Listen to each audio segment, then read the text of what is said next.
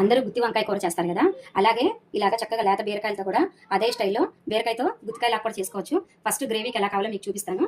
ఎండు కొబ్బరి కొంచెం ఇలాగ వేసుకోవాలి. అలాగే దానికి సరిపడా పచ్చిమిర్చి, అల్లం ముక్కలు, సన్నగా బారుగా కట్ చేసిన ఈ ఉల్లిపాయలు ఇవన్నీ వేసేసి దీనికి సరిపడా పచ్చిమిరపకాయలు వేసాం కదా, అందుకని దీనికి సరిపడా కొంచెం కారం కూడా చూసుకోండి. కారం ఇష్టపడే వాళ్ళైతే ఎక్కువగా వేసుకోండి, లేకపోతే సమానంగా వేసుకోండి. ఈ గ్రేవీకి సరిపడా ఉప్పు కూడా వేసుకొని మరి పేస్ట్ లాగా పట్టద్దు, కొంచెం బరక్కా పట్టండి, అప్పుడే కూర బాగుంటుంది. ఇప్పుడు మిక్సీ చేశాక ఎలా ఉంటుందో మీకు చూపిస్తాను నేను. ఇదిగోండి పేస్ట్ ఇలా రెడీ అయిపోయింది చూడండి. ఇలాగా కొంచెం బరక్క పట్టుకోవాలి. ఇప్పుడు ఈ బీరకాయ ఎలా కట్ చేసి పెట్టుకోవాలో నేను చూపిస్తాను. ఇప్పుడు ఇలాగా సైజు బట్టి 2 ముక్కల 3 ముక్కల కట్ చేసుకోండి. దీన్ని ఇలాగా 4 పక్షాలుగా కట్ చేయండి. మొత్తం కట్ చేయకూడదు, ఇలాగ కొంచెం ఉంచేయాలి, ఎందుకంటే మనము ఆ గ్రేవీ ఇందులో పెట్టాలి కదా, అందుకని. చూడండి మళ్ళీ ఇంకొకటి కట్ చేస్తాను. ఇలాగా 3 వంతులు కట్ చేయాలి. కట్ చేసి ఇందులో అది పెట్టుకోవాలి మనం. ఇప్పుడు మీకు కూర ఎలా వేయాలో చూపిస్తాను.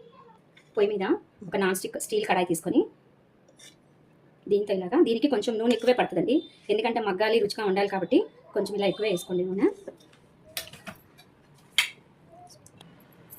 తాలింపు వేసుకోండి. ఎండుమిరపకాయలు, ఆవాలు, జీలకర్ర, మినపప్పు ఇవి కొంచెం వేగాలి. తాలింపు వేగాక కరివేపాకు, ఇంగువ వేయండి, టేస్ట్ కోసం బాగుంటుంది. అవి వేసాక దీంట్లో ఉల్లిపాయ ముక్కలు ఇది వేసి కొంచెం కలిపేయండి. అలాగే దీనికి సరిపడా టమాటా ముక్కలు,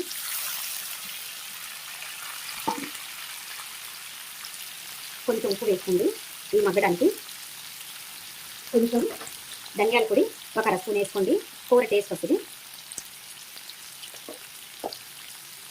లైట్గా పంచదార, కూర రుచి కోసం అండి. ఏ కూరలో అయినా మనం పంచదార వేసుకుంటే కూర చాలా టేస్ట్ వస్తుంది అనమాట.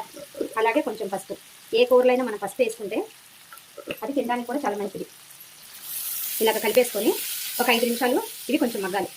ఇప్పుడు ఈ ఉల్లిపాయ టమాటా మనం వేసాం కదండి బాండీలో, అది మగ్గేలోగా ఇది ఎలా స్టఫ్ చేయాలో మీకు చూపిస్తాను. చూడండి ఇప్పుడు మనం ఇలా 4 పక్షాలుగా తరిగాం కదా, దీన్ని ఇలా చక్కగా బయటికి రాకుండా ఇలా స్టఫ్ చేసేసుకోండి.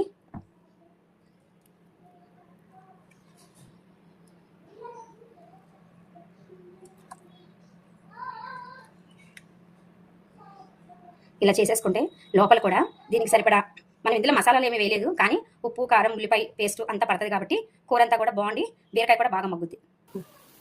ఈ ఉల్లిపాయలు కొంచెం ఇలా మగ్గినాయి కదండి, ఈ కొంచెం మగ్గాక ఇప్పుడు మనం పెట్టుకున్న ఈ బీరకాయలో ఇలా పెట్టుకున్నాం కదా మన స్టఫ్, ఇవన్నీ ఇలా పెట్టేసుకోండి.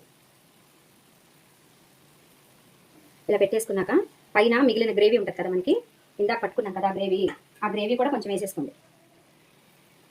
మిగిలిన బీరకాయ కూడా ఇలా పెట్టేసేసుకోండి. మీరు మొత్తం గ్రేవీ వేసేసుకుంటే మీకు పావు గంటలో కూర రెడీ అయిపోతుంది. ఇదిగోండి ఇప్పుడు బీరకాయ గుత్తికాయ కూర అయిపోయింది చూడండి. పైన ఇలాగ కొత్తిమీర గార్నిష్ చేసుకోండి. కొంచెంగా కలిపితే కూడా మీకు దీనిలోకి పట్టి కొత్తిమీర చక్కగా మంచి సువాసన వస్తుంది. చూడండి బీరకాయ ఇలాగ మగ్గిపోయింది, దీనిలో కూడా ఉంది. చక్కగా వేడి వేడి అన్నంలో వేసుకొని తినండి, బాగుంటుంది.